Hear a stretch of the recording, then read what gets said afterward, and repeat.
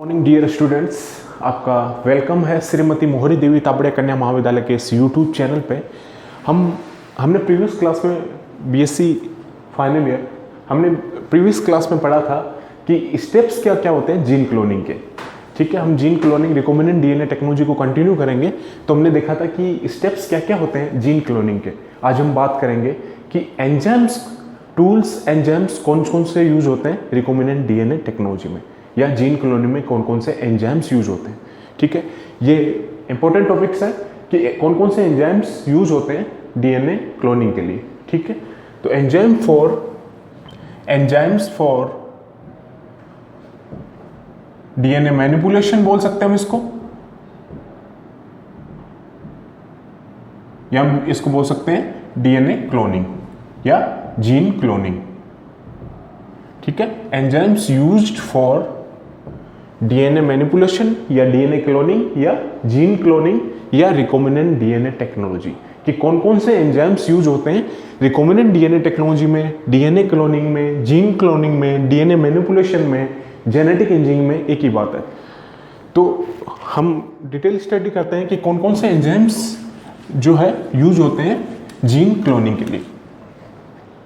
तो बहुत सारे एंजाइम्स यूज होते हैं रिकॉम्बिनेंट डीएनए टेक्नोलॉजी के लिए। तो सबसे पहला एंजाइम होता है template dependent DNA polymerase.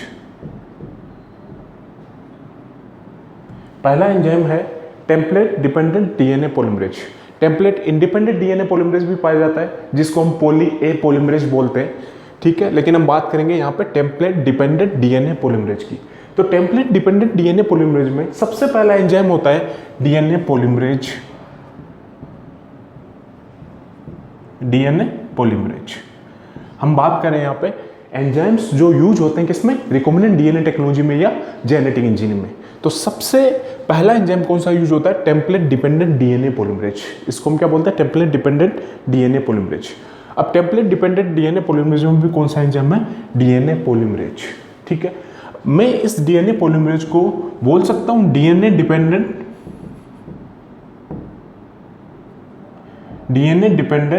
DNA polymerase बोल सकता हूं स्टूडेंट्स, बिल्कुल बोल सकता हूं। क्योंकि डीएनए पॉलीमरेज का मतलब क्या है कि हमें किसकी सिंथेसिस करनी है, न्यू डीएनए स्ट्रैंड की। ठीक है, तो मैंने क्या बताया था कि डीएनए से क्या बनता है, डीएनए, और इस प्रोसेस को हम क्या बोलते हैं, रेप्लिकेशन। डीएनए से क्या बनता है, डीएनए, और इस प्रोसेस को हम क्या बोलते हैं, रेप्लिकेशन। तो एंजाइम कौन सा यूज होता है यहाँ पे रेप्लिकेशन में, डीएनए पॉलीमरेज। ठीक है, तो डीएनए से जब डीएनए बन रहा है तो मैं इसको बोल सकता हूँ डीएनए डिपेंडेंट डीएनए पॉलीमरेज, क्योंकि डीएनए से क्या बन रहा है, डीएनए। तो मैं बोल सकता हूँ उसको डीएनए डिपेंडेंट डीएनए पॉलीमरेज। ठीक है, तो सबसे पहला एंजाइम कौन सा है, डीएनए पॉलीमरेज। और डीएनए पॉलीमरेज क्या करेगा, न्यू स्ट्रैंड की क्या करेगा, वो सिंथेसिस करेगा, जो कॉम्प्लीमेंट्री होगा एग्जिस्टिंग स्ट्रैंड के। ठीक है, पेरेंटल स्ट्रैंड के क्या होगा, वो एग्जिस्टिंग होगा। ठीक है, तो डीएनए पॉलीमरेज क्या हुआ कि वो क्या करेगा, नए स्ट्रैंड की क्या करेगा, सिंथेसिस करेगा, और वो स्ट्रैंड कॉम्प्लीमेंट्री होगा किसके, एग्जिस्टिंग स्ट्रैंड के।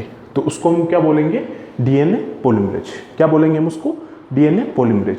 लेकिन अब डीएनए पॉलीमरेज में भी डिफरेंट टाइप्स के डीएनए पॉलीमरेज यूज होते हैं जीन क्लोनिंग के लिए। तो सबसे पहला एंजाइम है डीएनए पॉलीमरेज में भी डीएनए पॉलीमरेज फर्स्ट। कौन सा एंजाइम है, डीएनए पॉलीमरेज फर्स्ट। अब डीएनए पॉलीमरेज फर्स्ट को हम क्या बोलते हैं, कॉर्नबर्ग एंजाइम, क्योंकि कॉर्नबर्ग ने इसकी सबसे पहले क्या की थी, डिस्कवरी की थी। और कॉर्नबर्ग को इस डीएनए पॉलीमरेज फर्स्ट की डिस्कवरी के लिए क्या मिला था, नोबेल प्राइज भी मिला था। तो डीएनए पॉलीमरेज फर्स्ट की डिस्कवरी किसने की थी, कॉर्नबर्ग ने। तो इसको हम डीएनए पॉलीमरेज फर्स्ट को हम क्या बोल सकते हैं, कॉर्नबर्ग एंजाइम भी, क्योंकि कॉर्नबर्ग ने ही डीएनए पॉलीमरेज फर्स्ट की क्या की थी, डिस्कवरी की थी, और इसके लिए क्या मिला था, नोबेल प्राइज मिला था। अब जो डीएनए पॉलीमरेज फर्स्ट होता है, इसके पास 3 एक्टिविटीज पाई जाती है स्टूडेंट्स, कंफ्यूजन ना होना। इसके पास कौन सी एक्टिविटी पाई जाती है, 3 एक्टिविटीज। और कौन कौन सी एक्टिविटी होती है, एक होती है 3 prime to 5 prime exonuclease activity. ठीक है, 3 prime to 5 prime exonuclease activity. और ये जो 3 prime to 5 prime exonuclease activity होती है, ये क्या करती है, प्रूफ रीडिंग। ये क्या करती है, प्रूफ रीडिंग। ये क्या करेगी, प्रूफ रीडिंग। प्रूफ रीडिंग का मीन्स क्या है बच्चों कि प्रूफ रीडिंग में क्या होता है कि जब डीएनए रेप्लिकेशन होता है तो क्या होता है, न्यूक्लियोटाइड का एडिशन होता है। लेकिन कभी कभी क्या होता है, जब मैंने मिसमैच रिपेयर पढ़ाया था तो क्या होता है कि रेप्लिकेशन के दौरान जो बेस पेयर होते हैं वो क्या होते हैं, वहाँ पे इनकरेक्ट क्या हो जाते हैं, अटैच हो जाते हैं। अगर नॉर्मली क्या करता है, एडेनिन किसे पेयर करेगा, थायमिन से, और ग्वानिन किसे पेयर करेगा, साइटोसिन से। लेकिन कभी कभी क्या हो जाता है, एडेनिन किसे पेयर करने लग जाता है, साइटोसिन से, और ग्वानिन किसे पेयर करने लग जाता है, थायमिन से। तो वो क्या आ गया, एरर, वो बेसिस क्या हो गया, वहाँ पे गलत न्यूक्लियोटाइड का क्या हो गया, वहाँ पे इनकॉर्पोरेशन हो गया। तो उसको हम क्या बोलेंगे कि रेप्लिकेशन में क्या आ गया, एरर आ गया। ठीक है, अब लेकिन वो एरर 1,00,000 न्यूक्लियोटाइड का जब सिंथेसिस होता है तो उस टाइम एक एरर आएगा। ठीक है, तो प्रूफ रीडिंग से डीएनए पॉलीमरेज फर्स्ट क्या करता है कि कहीं वो चेक करेगा कि कहीं गलत न्यूक्लियोटाइड का इनकॉर्पोरेशन तो नहीं हो गया है, कोई गलत न्यूक्लियोटाइड डीएनए में जुड़ तो नहीं गया है। ठीक है, तो डीएनए पॉलीमरेज फर्स्ट अपनी 3 prime to 5 prime exonuclease activity, जिसको हम क्या बोलते हैं, प्रूफ रीडिंग एक्टिविटी, उसे चेक करता है कि कहीं गलत न्यूक्लियोटाइड का इनकॉर्पोरेशन तो नहीं हुआ है। ठीक है, तो ये एक्टिविटी क्या करती है, प्रूफ रीडिंग। अगर गलत न्यूक्लियोटाइड जुड़ा है वहां तो उसको वो क्या करेगा, हटा देगा अपनी इस 3 prime to 5 prime exonuclease activity से। ठीक है, अब दूसरी एक्टिविटी होती है डीएनए पॉलीमरेज फर्स्ट के पास 5 prime to 3 prime exonuclease activity. एक चीज ध्यान रखना, मैंने आपको पहले भी बताया था कि किसी भी डीएनए पॉलीमरेज के पास एंडोन्यूक्लियस एक्टिविटी नहीं पाई जाती है। कौन सी एक्टिविटी पाई जाती है, only on exonuclease activity. Endonuclease activity किसी भी डीएनए पॉलीमरेज के पास नहीं पाई जाती है। अब जो सेकंड एक्टिविटी है 5 prime to 3 prime exonuclease activity, ये क्या करेगी, ये क्या करता है, प्राइमर को रिमूवल। ये जो एक्टिविटी होती है ये क्या करेगी, प्राइमर को रिमूवल। प्राइमर क्या, प्राइमर रिमूवल क्यों करते हैं भाई, प्राइमर होता क्या है, प्राइमर क्या होता है बच्चों, ये क्या होता है, गुड, क्या होता है, शॉर्ट ओलिगोन्यूक्लियोटाइड्स। ठीक है, जो क्या बने होंगे, आरएनए के, ये क्या बने होंगे, शॉर्ट, प्राइमर किसको बोलेंगे हम, शॉर्ट ओलिगोन्यूक्लियोटाइड्स को। 20 या 25 शॉर्ट ओलिगोन्यूक्लियोटाइड से क्या बना होता है, प्राइमर, और उसको वो क्या हो सकते हैं, किसके बने होते हैं, आरएनए के। ठीक है, तो ये जो 5 prime to 3 prime exonuclease activity है ये क्या करती है, प्राइमर को रिमूवल, प्राइमर का क्या करेगी, वो रिमूवल करेगी। तो प्राइमर किसका बना है, आरएनए का, और हम यहां क्या बना रहे हैं, डीएनए। प्राइमर किसका बना है, आरएनए का, और हम क्या बना रहे हैं, डीएनए। तो हमें आरएनए, जब डीएनए स्ट्रैंड की सिंथेसिस होगी तब वहां पे प्राइमर भी होगा और डीएनए भी होगा। तो प्राइमर होगा तो वो क्या होगा, आरएनए होगा। लेकिन हमें आरएनए नहीं चाहिए होता है, हमें क्या चाहिए होता है, ओनली डीएनए। हमें आरएनए और डीएनए के पैचेस नहीं चाहिए, हमें क्या चाहिए, सिर्फ डीएनए चाहिए। प्राइमर है तो वहाँ आरएनए भी होगा और डीएनए भी होगा। लेकिन हम डीएनए स्ट्रैंड की सिंथेसिस की बात कर रहे हैं तो हमें क्या, और पूरा पूरा हमें क्या चाहिए, डीएनए। ठीक है, तो हमें आरएनए नहीं चाहिए, तो उस आरएनए उस प्राइमर को हमें क्या करना पड़ेगा, रिमूव करना पड़ेगा, ताकि हमें क्या मिले, सिर्फ डीएनए। क्योंकि हमें आरएनए के पैचेस नहीं चाहिए होते, हमें क्या चाहिए, सिर्फ डीएनए। ठीक है, तो उस प्राइमर को हमें क्या करना है, रिमूवल करना है। और वो रिमूवल कौन करता है, डीएनए पॉलीमरेज फर्स्ट अपनी 5 prime to 3 prime exonuclease activity से वो क्या करेगा, उस प्राइमर को क्या कर देगा, वो रिमूव कर देगा।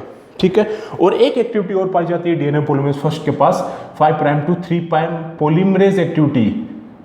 5 prime to 3 prime polymerase activity, कौन सी activity, 5 prime to 3 prime polymerase activity. और ये क्या करती है, पॉलीमराइजेशन। ये क्या करती है, पॉलीमराइजेशन मींस रेप्लिकेशन में क्या करती है, पार्टिसिपेट करती है। तो वेरी वेरी इंपॉर्टेंट है कि डीएनए पॉलीमरेज फर्स्ट, ये कोई भी कॉम्पिटिटिव एग्जाम में पूछा जाता है कि डीएनए पॉलीमरेज फर्स्ट के पास जो 3 एक्टिविटी होती है, 3 prime to 5 prime exonuclease activity, जो क्या करती है, प्रूफ रीडिंग। ठीक है, वो प्रूफ रीडिंग का मतलब क्या है कि वो चेक करेगा कि जब नए स्ट्रैंड की सिंथेसिस हो रही है, जब रेप्लिकेशन हो रहा है, तो कोई गलत न्यूक्लियोटाइड का इनकॉर्पोरेशन या गलत न्यूक्लियोटाइड वहां पे ऐड तो नहीं हुआ है, जुड़ा तो नहीं है वहां पे। ठीक है, अब सेकंड स्टेप क्या है, 5 prime to 3 prime, second activity 5 prime to 3 prime exonuclease activity. ये क्या करती है, प्राइमर का रिमूवल। प्राइमर किसके बने, आरएनए के, लेकिन हमें क्या चाहिए होता है वहां, डीएनए का, डीएनए। तो हमें पैचेस नहीं चाहिए होते आरएनए के, तो 5 prime to 3 prime exonuclease activity से वो क्या करेगा, उस प्राइमर को क्या कर देगा, वो रिमूव कर देगा। और थर्ड एक्टिविटी होती है 5 prime to 3 prime polymerase activity, जो क्या करती है, किस में हेल्प करेगी, पॉलीमराइजेशन में। ठीक है, अब सेकंड एंजाइम होता है DNA dependent, template dependent DNA polymerase में सेकंड एंजाइम आएगा, कौन सा, फर्स्ट एंजाइम किसकी बात की है हमने, डीएनए पॉलीमरेज फर्स्ट की, जिसको हम क्या बोलेंगे, कॉर्नबर्ग एंजाइम, जिसको हम क्या बोलेंगे, कॉर्नबर्ग एंजाइम। सेकंड एंजाइम इसमें क्या आएगा, रिवर्स ट्रांसक्रिप्टेज। कौन सा एंजाइम आएगा, रिवर्स ट्रांसक्रिप्टेज। ये भी मैंने प्रीवियस क्लास में बताया है कि रिवर्स ट्रांसक्रिप्टेज क्या करता है, ठीक है। सेकंड एंजाइम आएगा यहां पे रिवर्स ट्रांसक्रिप्टेज। क्या आएगा, रिवर्स ट्रांसक्रिप्टेज। रिवर्स ट्रांसक्रिप्टेज का मतलब क्या है, ये क्या करेगा, ये एंजाइम mRNA से किसकी फॉर्मेशन करेगा, cDNA की, कॉम्प्लीमेंट्री डीएनए की, सिंथेटिक डीएनए की, ठीक है। ये mRNA से क्या बनाएगा, cDNA। जब मैंने सेंट्रल डोग्मा बताया था तो हम क्या बना रहे थे, डीएनए से जब डीएनए बन रहा था उसको हम क्या बोल रहे थे, रेप्लिकेशन बोल रहे थे। डीएनए से जब mRNA बन रहा था तो उसको हम क्या बोल रहे थे, ट्रांसक्रिप्शन, ठीक है। अब mRNA से जब प्रोटीन की सिंथेसिस हो रही थी तो उसको हम क्या बोल रहे थे, प्रोटीन सिंथेसिस या फिर ट्रांसलेशन। लेकिन mRNA से वापस डीएनए बनना, आरएनए से वापस क्या बन रहा था, डीएनए, तो उसको हम क्या बोलते हैं, रिवर्स ट्रांसक्रिप्टेज, रिवर्स ट्रांसक्रिप्शन, ठीक है। उस प्रोसेस को हम क्या बोलेंगे, रिवर्स ट्रांसक्रिप्शन, ठीक है। तो mRNA से क्या बनेगा, mRNA से क्या बनेगा यहाँ पे, cDNA मीन्स सिंथेटिक डीएनए, या फिर इसको हम बोलेंगे कॉम्प्लीमेंट्री डीएनए। क्या बोलेंगे, कॉम्प्लीमेंट्री डीएनए या फिर सिंथेटिक डीएनए। तो mRNA से किसका फॉर्मेशन होगा, cDNA का। तो उस प्रोसेस को हम क्या बोलते हैं, रिवर्स ट्रांसक्रिप्शन। और जो एंजाइम यहाँ पे काम करता है उसको हम क्या बोलते हैं, रिवर्स ट्रांसक्रिप्टेज एंजाइम। और इस एंजाइम की डिस्कवरी की थी किसने, बाल्टीमोर और Temin.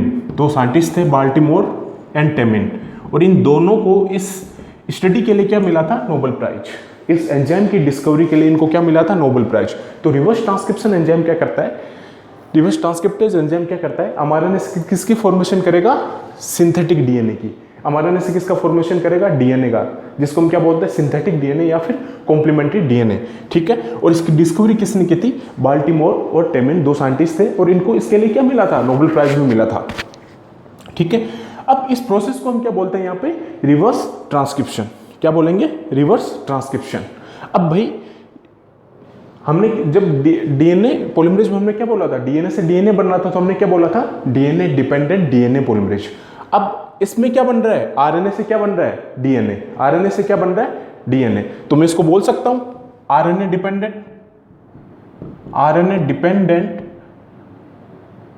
DNA polymerase, RNA dependent DNA polymerase, क्योंकि इसमें आरएनए क्या करेगा, टेम्पलेट का काम करेगा। और किसका फॉर्मेशन हो रहा है, डीएनए का। mRNA से क्या बन रहा है यहाँ पे, cDNA, सिंथेटिक डीएनए या कॉम्प्लीमेंट्री डीएनए। तो आरएनए यहाँ पे क्या करेगा, टेम्पलेट का काम करेगा, और यहाँ क्या बन रहा है, डीएनए। तो मैं इसको बोल सकता हूँ आरएनए डिपेंडेंट डीएनए पॉलीमरेज, बिल्कुल बोल सकता हूँ। क्या बोल सकता हूँ, आरएनए डिपेंडेंट डीएनए पॉलीमरेज, ठीक है।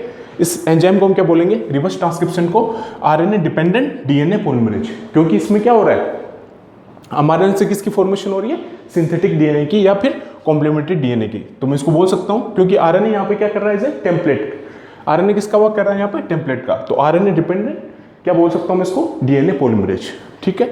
तो इसको क्या बोलते हैं हम, रिवर्स ट्रांसक्रिप्टेज, ठीक है। अब एक एंजाइम और यूज होता है यहाँ पे, जिसको हम बोलते हैं टेक डीएनए पॉलीमरेज। कौन सा एंजाइम होता है, टेक डीएनए पॉलीमरेज।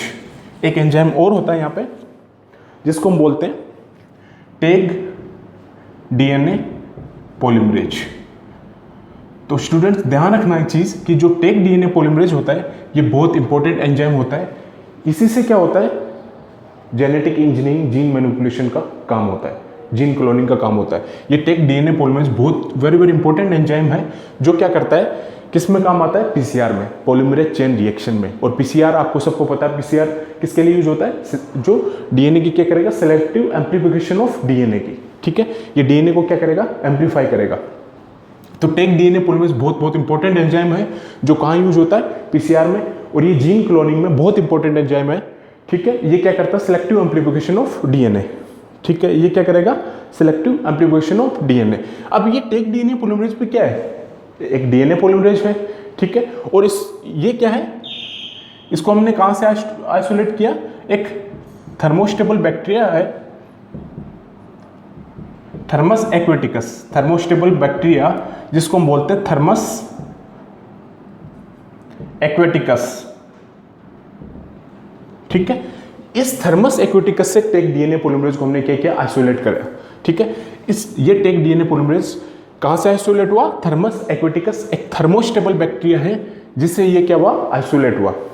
ठीक है, अब ये जो एंजाइम होता है ये अपना काम कितने टेम्परेचर तक करेगा? 72 डिग्री सेल्सियस तक ये अपना वर्क करेगा। ये ऑपरेट होगा 72 डिग्री सेल्सियस के टेम्परेचर तक, क्या करेगा? ये ऑपरेट होगा।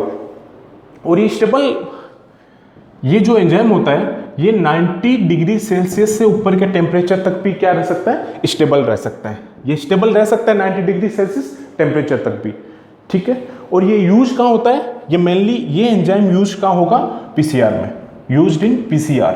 पीसीआर तो आपको पता होगा, पॉलीमरेज चेन रिएक्शन। पीसीआर को क्या बोलते हैं हम? Polymerase chain reaction. पीसीआर को हम क्या बोलेंगे? Polymerase chain reaction. ठीक है, तो टेक डीएनए पॉलीमरेज क्या होता है? एक थर्मोस्टेबल बैक्टीरिया से हम इसको क्या करते हैं? आइसोलेट करते हैं। उस थर्मस और थर्मोस्टेबल बैक्टीरिया कौन सा होता है? Thermus aquaticus. इससे हम क्या करते हैं? टेक डीएनए पॉलीमरेज को क्या करते हैं? आइसोलेट करते हैं। और ये ऑपरेट होता है 72 डिग्री सेल्सियस टेम्परेचर तक। और ये स्टेबल रह सकता है कितने टेम्परेचर तक? 90 डिग्री सेल्सियस टेम्परेचर तक ये स्टेबल रह सकता है। और ये यूज होता है किसमें? पॉलीमरेज चेन रिएक्शन में। ये किस में यूज होगा? पीसीआर में।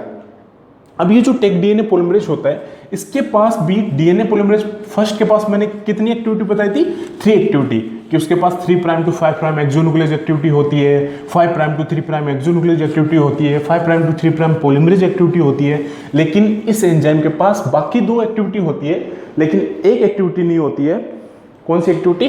3' to 5' एक्सोन्यूक्लियस एक्टिविटी टेक डीएनए पॉलीमरेज के पास नहीं पाई जाती है। ठीक है, 3' to 5' एक्सोन्यूक्लियस एक्टिविटी है वो टेक डीएनए पॉलीमरेज के पास प्रेजेंट नहीं होती है। ये क्या होती है? एब्सेंट होती है। तो कौन सी वाली एक्टिविटी हो गई? इसका क्या फंक्शन था? Proof reading. इसका क्या फंक्शन था? प्रूफ रीडिंग का। तो जो प्रूफ रीडिंग की एक्टिविटी होती है वो टेक डीएनए पॉलीमरेज के पास क्या रहती है? एब्सेंट रहती है, प्रूफ रीडिंग एक्टिविटी। ठीक है, क्योंकि इसके पास 3' to 5' एक्सोन्यूक्लियस एक्टिविटी नहीं प्रेजेंट होती है। तो और ये एक्टिविटी क्या करती है? Proof reading. और ये वाली एक्टिविटी क्या रहेगी? टेक डीएनए पॉलीमरेज के पास क्या रहेगी? एब्सेंट रहेगी। बाकी दोनों एक्टिविटी 5' to 3' एक्सोन्यूक्लियस एक्टिविटी और 5' to 3' पॉलीमरेज एक्टिविटी इसके पास प्रेजेंट होती है। ठीक है, तो ये मेजर डीएनए पॉलीमरेजेस थे, टेम्पलेट डिपेंडेंट डीएनए पॉलीमरेज थे जो यूज हो रहे थे किसमें? जीन क्लोनिंग में, या रिकमेंडेड डीएनए टेक्नोलॉजी में, या फिर जेनेटिक इंजीनियरिंग में। ठीक है, अब हम सेकेंड एंजाइम लेते हैं, न्यूक्लियेजेस। कौन सा लेंगे? न्यूक्लियेजेस। जो न्यूक्लियेजेस होता है वो क्या करेगा?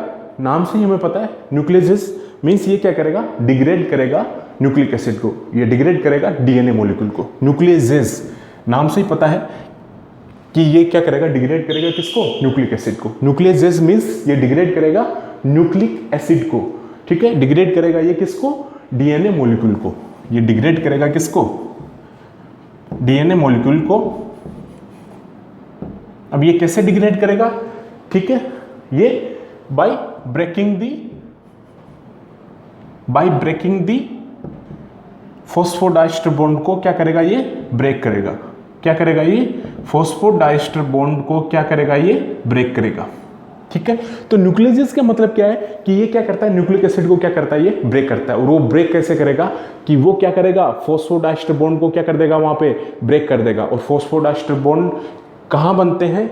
जब 2 न्यूक्लियोटाइड आपस में जुड़ते हैं तब वहां क्या बनता है? Phosphodiester bond. और न्यूक्लियेजेस क्या करता है? डिग्रेड कर देता है उस न्यूक्लिक एसिड को। कैसे? वो ब्रेक कर देता है उस फॉस्फोडाइस्टर बॉन्ड को, क्या कर देगा? वो ब्रेक कर देगा। न्यूक्लियोटाइड आपस में किससे, कौन से बॉन्ड से जुड़े रहेंगे? फॉस्फोडाइस्टर बॉन्ड से। और वो न्यूक्लियेजेस क्या कर देगा? उस फॉस्फोडाइस्टर बॉन्ड को क्या कर देगा? वो ब्रेक कर देगा। ठीक है, अब 2 टाइप के न्यूक्लियेजेस पाए जाते हैं यहाँ पे। एक होता है एक्सोन्यूक्लियस, एक होता है एंडोन्यूक्लियस। एक होता है एक्सोन्यूक्लियस, एक होता है एंडोन्यूक्लियस। ठीक है, अब 2 टाइप के यहाँ पे न्यूक्लियस पाए जाते हैं। एक होता है एक्सोन्यूक्लियस, एक होता है एंडोन्यूक्लियस। तो एक्सोन्यूक्लियस क्या करता है? रिमूव करता है ये न्यूक्लियोटाइड को from the end of A DNA molecule से। ये डीएनए मॉलिक्यूल के एंड से न्यूक्लियोटाइड को क्या करेगा? ये रिमूव करेगा। ये नाम से ही पता है एक्सोन्यूक्लियस मतलब एंड से ये क्या करेगा, डीएनए मॉलिक्यूल को रिमूव करेगा।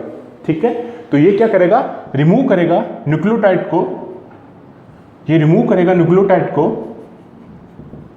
From the end of A DNA molecule से, ये डीएनए मॉलिक्यूल से, ठीक है, ये न्यूक्लियोटाइड को रिमूव करेगा डीएनए मॉलिक्यूल के एंड से। क्या करेगा, ये न्यूक्लियोटाइड को रिमूव करेगा, उसको हम क्या बोलेंगे, एक्सोन्यूक्लियस। और एंडोन्यूक्लियस, ये भी नाम से हमें पता है कि ये ब्रेक करेगा इंटरनल फॉस्फोडाइस्टर बॉन्ड को। एंडोन्यूक्लियस का मतलब क्या है यहाँ पे, कि ये ब्रेक करेगा किसको, इंटरनल फॉस्फोडाइस्टर बॉन्ड को क्या करेगा, ये ब्रेक करेगा। ठीक है, तो उसको हम क्या बोलेंगे, एंडोन्यूक्लियस। ठीक है, ये इंटरनली क्या करेगा, बीच में से क्या करेगा, डीएनए मॉलिक्यूल को कट करेगा, ये ब्रेक करेगा किसको, इंटरनली फॉस्फोडाइस्टर बॉन्ड को। ठीक है, ये ब्रेक करेगा इंटरनल फॉस्फोडाइस्टर बॉन्ड को।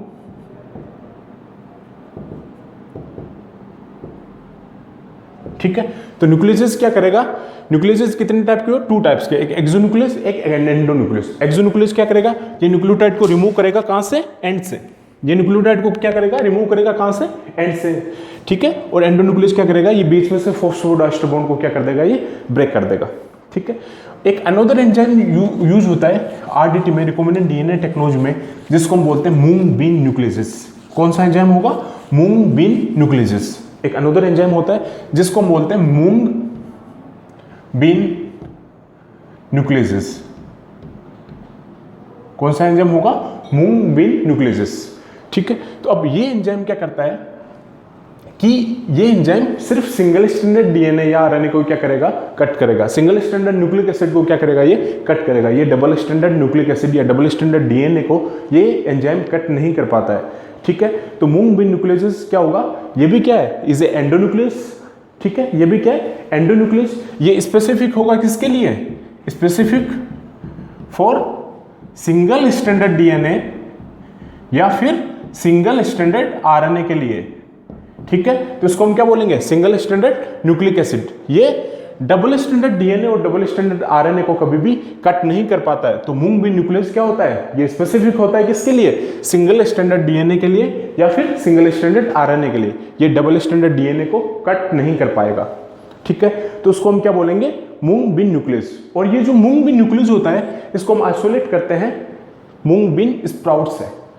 कहां से, स्प्राउट से, मूंग बीन स्प्राउट से इस एंजाइम को हम क्या करते हैं, आइसोलेट करते हैं।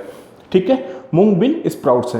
और ये डाइजेस्ट किसको करेगा, सिर्फ सिंगल स्टैंडर्ड न्यूक्लिक एसिड को। ये डाइजेस्ट किसको करेगा, ये enzyme mung bean nuclease digest करेगा सिर्फ सिंगल स्टैंडर्ड न्यूक्लिक एसिड को। ये डबल स्टैंडर्ड न्यूक्लिक एसिड को ब्रेक नहीं कर पाता है, चाहे वो डबल स्टैंडर्ड डीएनए हो, चाहे वो ठीक है, डबल स्टैंडर्ड डीएनए को ये ब्रेक नहीं कर पाता है। ये सिर्फ डाइजेस्ट करेगा किसको, सिंगल स्टैंडर्ड डीएनए को या फिर सिंगल स्टैंडर्ड न्यूक्लिक एसिड को। ठीक है, एक अनदर एंजाइम और यूज होता है S1 न्यूक्लियस, जिसको हम क्या बोलते हैं, S1 न्यूक्लियस। एक अनदर एंजाइम और यूज होता है इसमें, जिसको हम बोलते हैं S1 न्यूक्लियस। अब ये S1 न्यूक्लियस भी क्या करेगा, मूंग बीन न्यूक्लियस की तरह ही क्या करेगा, काम करेगा। जैसे मैंने पिछला एंजाइम बताया था आपको स्टूडेंट्स, कौन सा होता है, मूंग बीन न्यूक्लियस।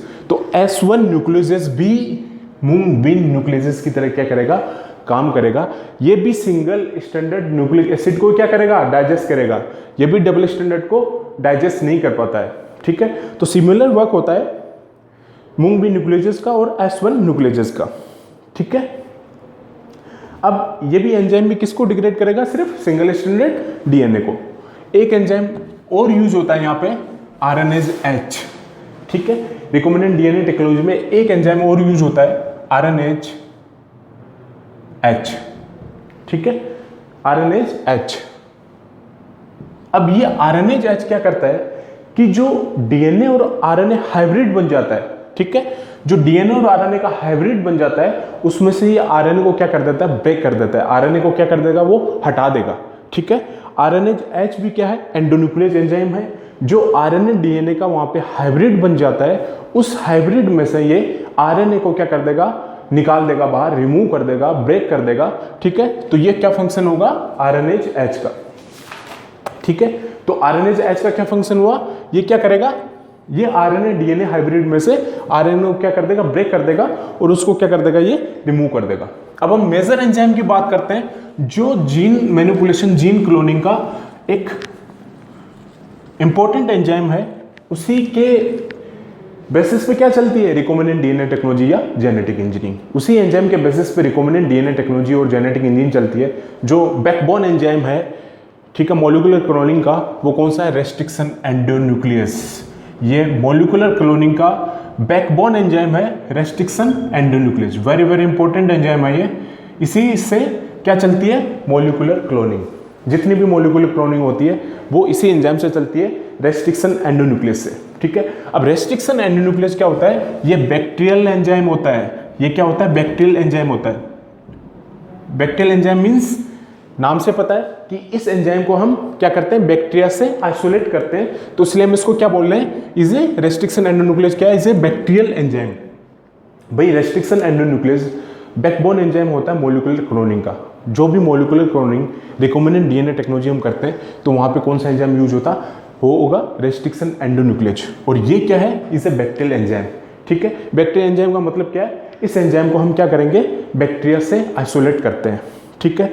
अब ये है क्या, बैक्टीरियल एंजाइम, और ये कट करेगा किसको, ओनली ऑन डबल स्टैंडर्ड, किसको कट करेगा, ये डबल स्टैंडर्ड डीएनए मॉलिक्यूल को। ध्यान रखना ये बात कि रेस्ट्रिक्शन एंडोन्यूक्लियस सिर्फ कट करता है किसको, डबल स्टैंडर्ड डीएनए को। ये चीज ध्यान रखना, ठीक है स्टूडेंट्स, कि रेस्ट्रिक्शन एंडोन्यूक्लियस क्या है, इज ए बैक्टीरियल एंजाइम जिसको हम आइसोलेट करते हैं किसे, बैक्टीरिया से, और ये कट करेगा किसको, only on double standard DNA molecule को, ठीक है। ये सिंगल स्टैंडर्ड डीएनए आरएनए उनको ये कट नहीं कर पाता है। ये स्पेसिफिक होगा किसके लिए, सिर्फ डबल स्टैंडर्ड डीएनए मॉलिक्यूल के लिए, और ये कट करता है किसको, सिर्फ डबल स्टैंडर्ड डीएनए मॉलिक्यूल को। और कैसे कट करेगा, बाय क्लीविंग दी फॉस्फोडाइस्टर बॉन्ड को क्या करेगा, ये ब्रेक करेगा। बाय क्लीविंग दी फॉस्फोडाइस्टर बॉन्ड को ये क्या करेगा, ब्रेक करेगा, क्योंकि न्यूक्लियोटाइड आपस में किस बॉन्ड के द्वारा जुड़े रहेंगे, फॉस्फोडाइस्टर बॉन्ड के थ्रू। तो रेस्ट्रिक्शन एंडोन्यूक्लियस बैकबोन एंजाइम है किसका, मॉलिक्यूलर क्लोनिंग का या रिकॉम्बिनेंट डीएनए टेक्नोलॉजी का। इसको हम क्या बोलते हैं, बैक्टीरियल एंजाइम, क्योंकि हम इसको बैक्टीरिया से क्या करते हैं, आइसोलेट करते हैं। और ये कट करता है किसको, डबल स्टैंडर्ड डीएनए मॉलिक्यूल को। ये सिंगल स्टैंडर्ड कंडीशन में किसी भी न्यूक्लिक एसिड को ब्रेक नहीं कर पाता है, ना ये डीएनए को सिंगल स्टैंडर्ड डीएनए को ब्रेक करता है, ना ये सिंगल स्टैंडर्ड आरएनए को ये ब्रेक करता है। ये ब्रेक करेगा सिर्फ डबल स्टैंडर्ड डीएनए मॉलिक्यूल को by the cleaving of the phosphodiester bond को क्या करेगा, ये ब्रेक करेगा, और ये डबल स्टैंडर्ड डीएनए को क्या करेगा, ये ब्रेक करेगा। लेकिन वो भी कहां पे ब्रेक करेगा, ये भाई ये डबल स्टैंडर्ड डीएनए मॉलिक्यूल को ब्रेक करता है, लेकिन ये वो कहां ब्रेक करेगा, ओनली स्पेसिफिक न्यूक्लियोटाइड सीक्वेंस पे ये क्या करता है, ब्रेक करता है। स्पेसिफिक न्यूक्लियोटाइड सीक्वेंस पे ये क्या करता है, ब्रेक करता है। भाई मैं क्या बोल रहा हूं कि रेस्ट्रिक्शन एंडोन्यूक्लियस कट करता है किसको, डबल स्टैंडर्ड डीएनए मॉलिक्यूल को, ठीक है। और वो कट कैसे करता है, फॉस्फोडाइस्टर बॉन्ड को ब्रेक करके, ठीक है। अब फॉस्फोडाइस्टर बॉन्ड को भी ब्रेक करता है और ये डबल स्टैंडर्ड डीएनए मॉलिक्यूल को भी क्या करेगा, ब्रेक करेगा। लेकिन वो कहां से ब्रेक करेगा, एक स्पेसिफिक न्यूक्लियोटाइड सीक्वेंस से, एक स्पेसिफिक न्यूक्लियोटाइड सीक्वेंस पे ही क्या करेगा, ये डबल स्टैंडर्ड डीएनए को ब्रेक करेगा। स्पेसिफिक न्यूक्लियोटाइड सीक्वेंस पे ये क्या करेगा, डबल स्टैंडर्ड डीएनए को क्या करेगा, ये ब्रेक करेगा। और उस स्पेसिफिक न्यूक्लियोटाइड सीक्वेंस को हम क्या बोलेंगे, रेस्ट्रिक्शन साइड्स। उसको हम क्या बोलेंगे, रेस्ट्रिक्शन साइड्स। ये रेस्ट्रिक्शन साइट्स में क्या करता है, रेस्ट्रिक्शन एंडोन्यूक्लियस कट करता है। और रेस्ट्रिक्शन साइट्स क्या है, ये स्पेसिफिक न्यूक्लियोटाइड सीक्वेंसेस होते हैं जो डबल स्टैंडर्ड डीएनए मॉलिक्यूल पे क्या रहते हैं, प्रेजेंट रहते हैं। और रेस्ट्रिक्शन एंडोन्यूक्लियस क्या करेगा, डबल स्टैंडर्ड डीएनए मॉलिक्यूल को क्या करेगा, ब्रेक करेगा, फॉस्फोडाइस्टर बॉन्ड को ब्रेक करेगा। और ये डबल स्टैंडर्ड डीएनए को ब्रेक करता है, कहां से ब्रेक करेगा, स्पेसिफिक न्यूक्लियोटाइड सीक्वेंस से, जिसको हम क्या बोलते हैं, रेस्ट्रिक्शन साइट्स, जिसको हम क्या बोलते हैं, रेस्ट्रिक्शन साइट्स। और यहाँ पे रेस्ट्रिक्शन का मतलब क्या है कि ये जो एंजाइम होता है ये रेस्ट्रिक्ट करता है the entry of foreign DNA in the bacteria. ये फॉरेन डीएनए की एंट्री नहीं करने देता है किसमें, बैक्टीरिया में। तो यहाँ पे रेस्ट्रिक्शन का मतलब क्या है कि ये एंजाइम रेस्ट्रिक्ट करता है कि कोई भी फॉरेन डीएनए बैक्टीरिया में एंटर ना करे, ठीक है। तो ये मतलब होता है उस रेस्ट्रिक्शन का, ठीक है। अब सबसे पहले एग्जिस्टेंस ऑफ रेस्ट्रिक्शन एंजाइम के बारे में किसने बताया था, एक साइंटिस्ट था आर्बर। इसने बताया था कि कोई रेस्ट्रिक्शन एंजाइम एग्जिस्ट करता है, ठीक है। ये सबसे पहले एग्जिस्टेंस ऑफ रेस्ट्रिक्शन एंजाइम के बारे में किसने बताया? आर्बन ने। आर्बन एक साइंटिस्ट था, इसने बताया था कि रेस्ट्रिक्शन एंडोन्यूक्लियस क्या करता है? एग्जिस्ट करता है। अब सबसे पहला जो रेस्ट्रिक्शन एंडोन्यूक्लियस था उसको आइसोलेट किसने किया था? स्मिथ ने। स्मिथ एक साइंटिस्ट था, इसने फर्स्ट रेस्ट्रिक्शन एंडोन्यूक्लियस को क्या किया था? इसने आइसोलेट किया था। फर्स्ट रेस्ट्रिक्शन एंडोन्यूक्लियस को इसने क्या किया? आइसोलेट किया। और वो जो रेस्ट्रिक्शन एंडोन्यूक्लियस था, ठीक है, मैं क्या बता रहा हूँ कि रेस्ट्रिक्शन एंडोन्यूक्लियस कहाँ से आइसोलेट करते हैं? बैक्टीरिया से। ये क्या है? बैक्टीरियल एंजाइम, इसको हम आइसोलेट करते हैं बैक्टीरिया से।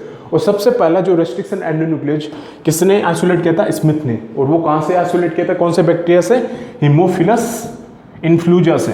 हीमोफिलस इन्फ्लूजा से। अब हीमोफिलस इन्फ्लूजा से स्मिथ ने जब रेस्ट्रिक्शन एंडोन्यूक्लियस को आइसोलेट किया तो इस एंजाइम का नाम इसने दिया था हिंद सेकंड। क्या दिया था? हिंद सेकंड। तो सबसे पहला रेस्ट्रिक्शन एंडोन्यूक्लियस कौन सा हुआ? हिंद सेकंड। भाई स्मिथ ने क्या किया? फर्स्ट रेस्ट्रिक्शन एंडोन्यूक्लियस को आइसोलेट किया। और मैंने क्या बताया था कि रेस्ट्रिक्शन एंडोन्यूक्लियस को हम कहां से आइसोलेट करते हैं? बैक्टीरिया से। तो स्मिथ ने बैक्टीरिया से ही रेस्ट्रिक्शन एंडोन्यूक्लियस को क्या किया? आइसोलेट किया। और कौन से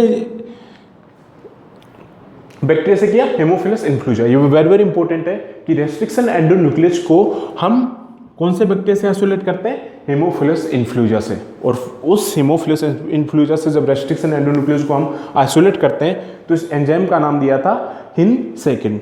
क्या दिया था? हिंद सेकंड। और ऐसे बहुत सारे रेस्ट्रिक्शन एंडोन्यूक्लियस है जो डिस्कवर किए गए हैं। 900 के आसपास रेस्ट्रिक्शन एंडोन्यूक्लियस जो अभी तक क्या है? आइसोलेटेड है। Okay, thank you.